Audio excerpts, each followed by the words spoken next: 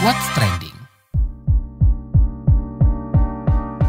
Hai semuanya, ketemu lagi di What's Trending bareng Lea Baneza. Kali ini kita mau ngomongin susu formula dilarang promosi dan gandeng influencer. Melalui peraturan pemerintah PP nomor 28 tahun 2024 tentang kesehatan, Presiden Joko Widodo melarang produsen dan distributor susu formula memberikan diskon harga susu bayi maupun pengganti air susu ibu ASI ke masyarakat. Mereka juga dilarang memberikan hadiah dan bantuan ke fasilitas layanan kesehatan, satuan pendidikan, organisasi profesi di bidang kesehatan, serta tenaga medis dan tenaga kesehatan, termasuk keluarga yang dapat menghambat keberhasilan pemberian air susu ibu. Sanksi buat produsen dan distributor yang nakal adalah teguran lisan sampai teguran tertulis. Sedangkan tenaga medis dan kesehatan yang tidak melaksanakan ketentuan akan diberikan teguran lisan, tertulis sampai pencabutan izin. Larangan ini dikeluarkan dalam PP agar kedepannya pemberian air susu ibu eksklusif kepada anak tak terhambat.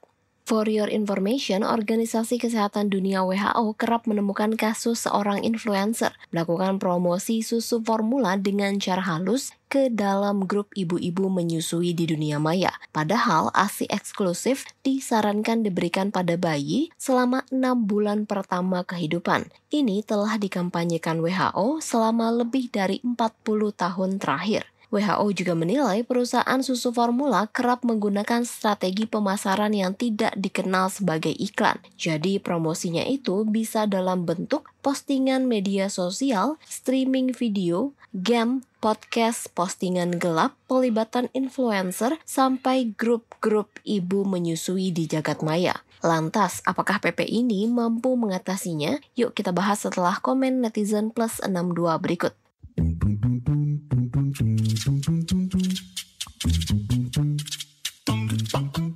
Kita mulai dengan akun @3xx. Dia mencuit ASI top 1. Kemudian akun @rasxx berkomentar setuju, lanjutkan. Kemudian kita lanjut ke @sarxx. Alhamdulillah makin yakin nggak kasih sufor ke anak.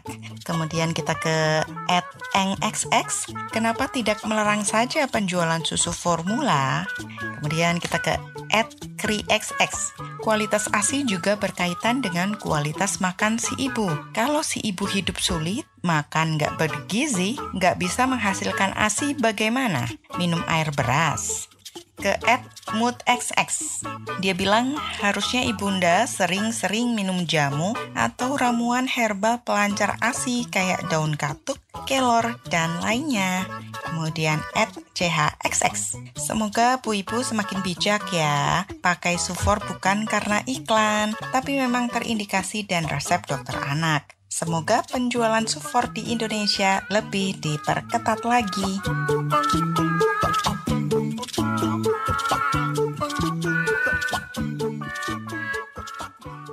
Pengurus Harian Yayasan Lembaga Konsumen Indonesia atau YLKI, Agus Suyatno, mengatakan salah satu faktor penentu konsumen membeli sebuah produk adalah iklan. Jadi menurutnya, kebijakan pelarangan iklan dan susu formula akan mendorong para orang tua memberi ASI. Mas Agus, gimana sih Anda melihat pelarangan susu formula untuk diiklankan dan diberi diskon gitu? Nah, ini juga multisektor. Kalau bicaranya tentang pelarangan iklan, tentunya sudah ada peraturannya, ya domainnya ada di Kementerian Kominfo. Ya, mereka yang mempunyai akses untuk melarang atau untuk men-take down beberapa produk yang itu bertentangan dengan PP 28 tahun 2024 ini. Sementara kalau misalkan itu tentang larangan iklan di media luar ruang, ini kan harus bekerja sama dengan Kementerian Dalam Negeri dan pemerintah daerah setempat. Jadi ini juga akan berbeda menteri lagi, ada Menteri Kominfo, Menteri Dalam Negeri dan pemerintah daerah. Kemudian untuk larangan single stick kan juga menyangkut pedagang UKM, UMKM, tentunya dengan dinas atau pemerintah daerah dan dinas UMKM. Jadi banyak pihak, banyak sektor yang perlu terlibat dan harus terlibat setelah munculnya PP 28 tahun 2024 ini. Oke, kalau berdasarkan pengawasan YLKI, sejauh apa nih promosi ini dilakukan produsen dalam membidik konsumen? Begini, jadi kalau ini konteksnya kepada kampanye untuk penggunaan ASI ya, air susu ibu. Jadi apa yang dilakukan oleh pemerintah ini juga merupakan langkah yang positif bagi para pegiat penggunaan air susu ibu. Ya artinya bahwa ASI itu kan sebetulnya produk yang diberikan ketika memang air susu ibu tidak dapat dimanfaatkan. Jadi ketika ada larangan ya menjadi hal yang positif kalau menurut YLKI. Jadi ini menjadi cara mengedukasi masyarakat untuk tetap menggunakan air susu ibu karena itu merupakan sumber protein yang paling baik untuk bayi. Tentu saja sebetulnya bukan hanya di pelarangan iklan dan diskon, tetapi juga intervensi perusahaan sufor atau susu formula kepada tenaga medis. Di beberapa tempat ada kasus bahwa tenaga medis menyarankan atau memberikan informasi untuk menggunakan susu formula merek tertentu. Nah, hal-hal semacam ini juga yang harus ditindaklanjuti. Tapi kalau tingkat konsumsi susu formula di masyarakat Indonesia sejauh ini tergolong cukup tinggi nggak sih, Mas? Iya, sejauh ini kalau kita lihat di media elektronik misalkan, ini kan juga cukup masif. Jadi susu formula untuk anak di bawah umur itu juga cukup masif. Tetapi memang, mayoritas disasarkan kepada anak yang sudah di atas 2 tahun. Sementara untuk di bawah 2 tahun, ini aturannya sudah sangat jelas bahwa tidak bisa diiklankan di media manapun. Jadi ini sudah ini aturan yang menguatkan aturan yang sudah ada sebetulnya. Begini, ini kita bicara tentang semua iklan ya, jadi bukan hanya iklan sufor ataupun iklan rokok, tetapi semua iklan itu mempunyai dampak signifikan terhadap konsumennya. Jadi salah satu keputusan utama konsumen membeli sebuah produk itu melalui iklan. Jadi iklan inilah yang menuntun konsumen untuk kemudian mengkonsumsi sebuah produk. Jadi adanya iklan itu akan memicu konsumen untuk memilih produk tersebut. Jadi sangat-sangat signifikan kalau bicara tentang iklan, dan ini tidak hanya pada satu produk tertentu, tetapi di semua produk iklan merupakan jalan bagi konsumen untuk memilih sebuah produk. Nah, terakhir terkait dengan implementasi gitu ya, Mas ya, penerapannya di masyarakat, akankah ada tantangan? Ya, implementasi tentu aja, tantangannya pasti ada, tentu saja ini ada, terutama tadi yang saya sampaikan, untuk pelarangan iklan dan diskon sudah diatur dalam undang-undang secara jelas, tapi juga harus diwaspadai intervensi industri kepada tenaga medis. Jadi oknum tenaga medis yang kemudian memasarkan produk sufor itu kan hampir sama dengan oknum tenaga medis ketika memasarkan obat-obat tertentu. Jadi ini yang juga harus diwaspadai. Implementasi di lapangan harus secara lebih detail, lebih jelas menyasar hal itu juga. Terima kasih, Mas Agus. Yuk. Ketua Umum Asosiasi Ibu Menyusui Indonesia AIMI Pusat, Nia Umar mengatakan, iklan dan promosi susu formula sangat mempengaruhi kepercayaan diri sang ibu menyusui. Nia juga menyampaikan ada banyak sekali mispersepsi soal susu formula di masyarakat. Kak Nia, gimana Anda melihat pelarangan promosi susu formula sampai dilarang diiklankan oleh influencer? Sebenarnya peraturan ini udah lama ada ya, dari PP 33 tahun 2012 tentang ASI eksklusif, dan ada namanya PP Label Iklan dan Pangan tahun nomor 69 tahun 99. Kalau PP Label Iklan dan Pangan tahun 99 itu sudah jelas, susu formula bayi 0-6 bulan sampai susu lanjutan 6-12 bulan itu nggak boleh ada iklannya, udah dari tahun 99. Nah, kalau diskon, potongan harga itu kan masuk dalam promosi. Sebenarnya sama, di PP 33 tentang ASI eksklusif juga nggak boleh itu dipromosikan dan didiskon.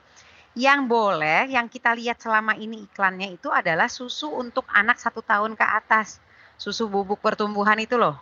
Itu yang kita lihat iklannya sekarang berseliweran, ada influencer promoin. Itu tuh semua itu, dan dari dulu udah boleh gitu. Dan sampai sekarang dengan adanya aturan ini pun susu pertumbuhan itu tetap akan ada iklannya karena itu nggak diatur di negara kita sayangnya.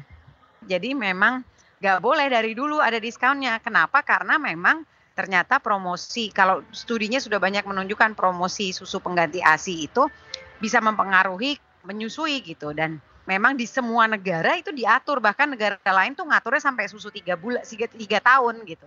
Lebih dari setahun gitu.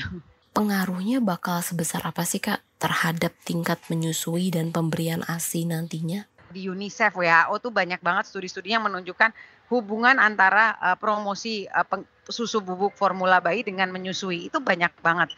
Saya nggak hafal, tapi studinya banyak. Tapi intinya memang promosi itu menurunkan kepercayaan diri ibu untuk menyusui. Apalagi kalau dikasih susu formula, promosinya dikasih di rumah sakit habis melahirkan, diberikan tanpa izin. Itu bisa sangat mengganggu relasi hubungan menyusui ibu dan anak. Nah, mungkin berkat promosi sebelumnya gitu ya Kak ya, ada nggak sih kesalahpahaman soal sufor di masyarakat? Ya banyak banget miskonsepsinya ya, karena promosinya menunjukkan minum susu formula itu anak akan jadi gemuk, jadi tinggi, tidak stunting. Dan itu sebenarnya yang iklan yang kita lihat kan itu susu untuk anak 1 tahun ke atas ya. Dan sudah jelas Badan Kesehatan Dunia, WHO itu sudah bilang susu 1 tahun ke atas khusus buat anak-anak itu nggak diperlukan sebenarnya untuk anak. Anak cukup makan gizi seimbang, ya sudah cukup, tidak perlu minum susu bubuk tambahan apapun. Nah, mungkin selain pelarangan promosi, kerjasama dan pengiklanan, apalagi nih Kak yang perlu supaya ASI eksklusif ini lebih diutamakan? Meningkatkan kompetensi tenaga kesehatan untuk bisa membantu ibu menyusui itu juga penting. Karena tidak bisa dipungkiri hari-hari pertama habis melahirkan, dari kehamilan, saat kita harus memberikan bantuan kepada ibu informasi tentang menyusui itu harusnya kan tenaga kesehatan garda terdepan. Jadi memastikan tenaga kesehatan paham tentang bagaimana membantu ibu supaya bisa menyusui gitu ya, itu penting sekali. Dan saya rasa itu masih kurang di Indonesia. Apa sih yang perlu diketahui orang tua soal susu formula dan apakah bisa masyarakat dengan sebebas-bebasnya gitu memberikan produk ini kepada anaknya tanpa syarat dan kondisi tertentu? Jadi yang banyak orang tidak pahami adalah susu formula itu adalah bukan produk steril, yang pertama itu. Yang ngomong bukan saya ya, di produknya aja sendiri ada, di kemasannya bisa dibaca, tuh kecil tulisannya, ini bukan produk steril. Jadi yang bikin juga udah bilang begitu.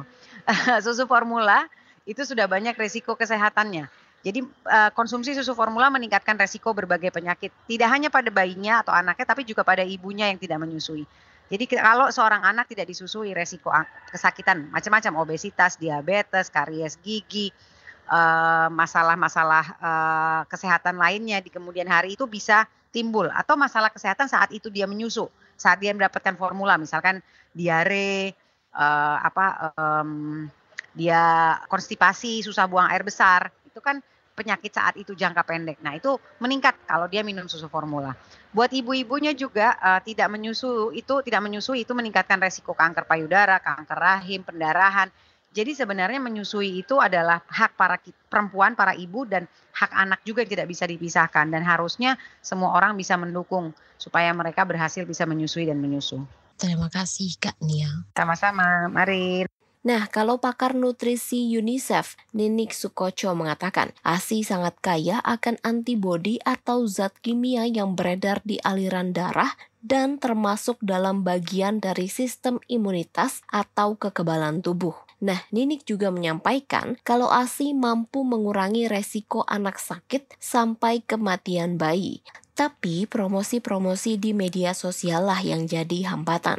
Salah satu yang menjadi kendala kenapa menyusui itu tidak optimal. Salah satunya adalah karena promosi dari pemasaran produk pengganti ASI yang tidak etis. Jadi nanti saya akan bicara banyak tentang ini. Jadi bagaimana promosi-promosi ini menjadikan para ibu tidak pede, kemudian mereka bisa bergeser untuk memberikan asupan makanan yang lain. Jadi kita lihat apa sih dampak negatifnya. Ternyata ibu yang tidak menerima bingkisan susu formula atau kupon untuk mendapat susu formula itu memiliki kecenderungan sebanyak 58% untuk menyusui eksklusif selama 6 bulan dibandingkan dengan ibu yang menerima bingkisan, atau ini kalau misalnya entah di kontak langsung atau misalnya nanti dari fasilitas kesehatan ada yang membawakan paket gitu ya, salah satunya isinya susu formula dan juga termasuk dengan botol dan dot. Kemudian kita tahu juga bahwa pemberian susu formula bayi sejak dini itu mengganggu fungsi ASI yang dirangsang bayi. Sebetulnya kenapa UNICEF dan juga Kementerian Kesehatan itu sangat-sangat concern dengan pemasaran produk pengganti ASI yang tidak etis ini di Indonesia. Jadi kalau kita bicara tentang kode internasional, kemudian kita harus bicara juga dengan apa yang disebut dengan kode internasional pemasaran pengganti ASI itu sendiri. Jadi kode ini merupakan kebijakan global yang mengatur standar minimal. Jadi setiap negara itu setidaknya harus mengadopsi standar minimal ini. Beberapa negara punya standar yang lebih daripada yang ditetapkan oleh WHO. Kemudian kenapa sih sebetulnya sampai ada kode internasional ini? Karena WHO melihat dan juga UNICEF melihat bahwa terjadi peningkatan praktik pemasaran susu formula bayi yang agresif waktu itu. Jadi pada tahun 1981 memang cakupan atau skop daripada kode internasional ini hanya pada susu formula 0-6 bulan. Tapi sekarang kode internasional ini mencakup semua produk makanan pengganti ASI untuk 0-36 bulan. Jadi kalau kita bicara kode internasional, kita tidak bicara hanya susu formula, tapi lebih daripada produk-produk makanan pengganti ASI hingga usia 3 tahun. Kita bicara kenapa kode itu sangat penting. Kita tahu bagaimana rentannya awal kehidupan bayi, bagaimana ASI itu penuh dengan gizi terbaik buat seorang bayi dan anak. Jadi kita juga tahu bahwa risiko kesehatan akibat pemberian asupan yang tidak tepat, antara lain karena pemberian pengganti ASI. Di sini maksudnya adalah susu formula. Kemudian pemasaran produk pengganti ASI itu seringkali pemasarannya tidak lazim gitu ya, jadi banyak sekali pelanggaran-pelanggaran. Kita tahu bahwa menyusui eksklusif atau ASI eksklusif itu menyelamatkan kehidupan 1,3 juta bayi dan IMD itu menurunkan risiko kematian neonatal hingga 22%. Jadi hal-hal itu yang kenapa kita sangat concern dengan kode internasional ini. Jadi tujuan dari kode itu sendiri melindungi dan mempromosikan menyusui dengan memastikan praktek pemasaran. Jadi sekali lagi ini yang kita bicara di sini adalah pemasaran dan distribusi produk pengganti ASI yang tepat. Ya, nah ini bagaimana Indonesia dibandingkan dengan negara-negara di region di wilayah Asia. Jadi sayangnya Indonesia itu masih jauh ya dibanding negara lain. Jadi kalau misalnya contohnya di sini ada Filipina. Filipina itu untuk ruang lingkupnya itu sudah sampai 3 tahun. Kalau Indonesia untuk kita tahu bahwa Undang-Undang Kesehatan maupun PP 33 itu ruang lingkupnya hanya ASI eksklusif, yang berarti hanya 6 bulan.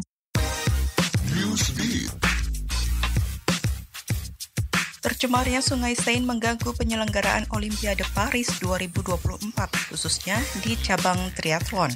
Pihak penyelenggara Olimpiade membatalkan latihan triathlon di Sungai Seine. Latihan yang dilakukan hanya lari dan bersepeda. Padahal pemerintah Prancis telah menggelontorkan 1,4 miliar euro atau lebih dari 24 triliun rupiah selama 10 tahun terakhir.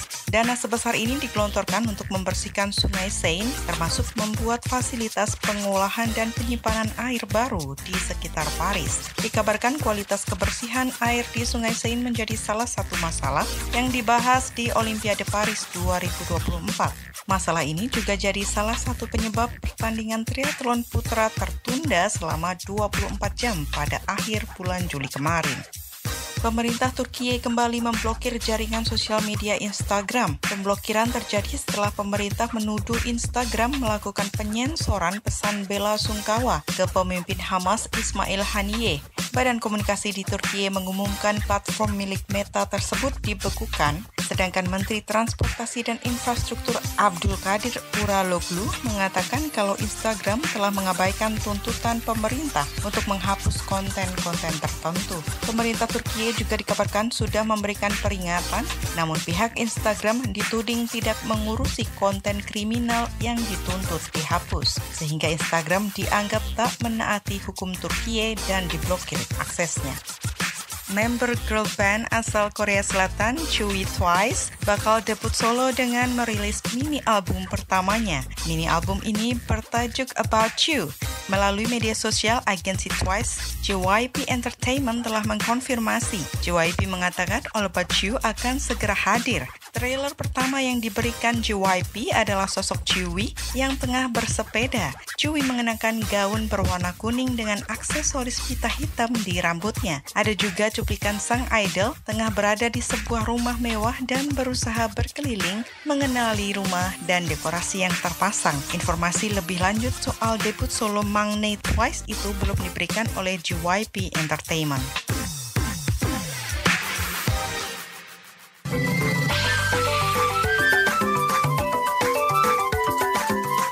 WhatsApp Indonesia. WhatsApp Indonesia kita mulai dari Jakarta. Presiden Joko Widodo meminta maaf kepada seluruh masyarakat Indonesia yang menuai respons berbagai pihak. Permintaan maaf Presiden Joko Widodo kepada seluruh masyarakat Indonesia tuai respons berbagai pihak. Ada yang mengapresiasi, ada pula yang menuntut penjelasan mengenai kesalahannya yang perlu perbaikan. Jokowi menyampaikan permintaan maaf itu dalam acara zikir dan doa kebangsaan 79 tahun Indonesia Merdeka di halaman depan Istana Merdeka pada Kamis 1 Agustus 2024 malam. Presiden Jokowi mengatakan ia dan Wapres Ma'ruf Amin memohon maaf sedalamnya atas segala salah dan kilaf selama ini, khususnya selama mereka berdua menjalankan amanah sebagai Presiden dan Wakil Presiden Republik Indonesia. Kata Jokowi, sebagai manusia, dia dan Wapres Ma'ruf tidak mungkin menyenangkan semua pihak dan tidak mungkin dapat memenuhi harapan semua pihak. Selanjutnya menuju Malang, viral dugaan kasus kekerasan di SMKN 12 Kota Malang, seorang guru dikabarkan mengundurkan diri. Di media sosial heboh seorang guru yang diduga melakukan kekerasan pada muridnya yang terlambat dan ketahuan berbohong. Kepala SMKN 12 Malang, Suryanto, membenarkan kasus ini. Kata Suryanto, pihaknya sudah mengumpulkan orang-orang terkait kasus dugaan kekerasan tersebut. Setelah pertemuan, disepakati permasalahan tidak diperpanjang. Suryanto mengatakan guru yang viral di media sosial adalah guru tidak tetap. Meski sudah disangsi tidak diberikan jam mengajar, sang guru memilih mengundurkan diri.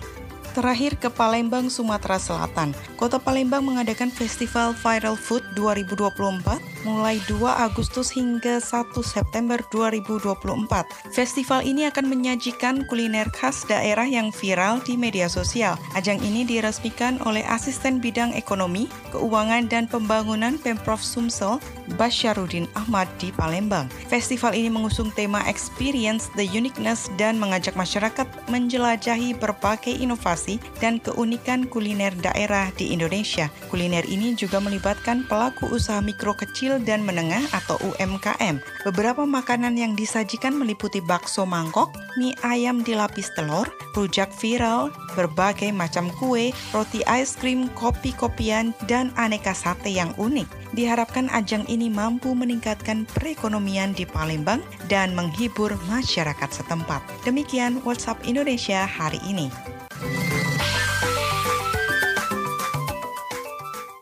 Terima kasih ya sudah mendengarkan podcast What's Trending bareng Lea Baneza, dan jangan lupa terus dengarkan podcast ini di kbrprime.id dan aplikasi mendengarkan podcast lainnya. Lea Baneza mau pamit, stay safe and happy, bye-bye. Kamu lagi dengerin podcast What's Trending.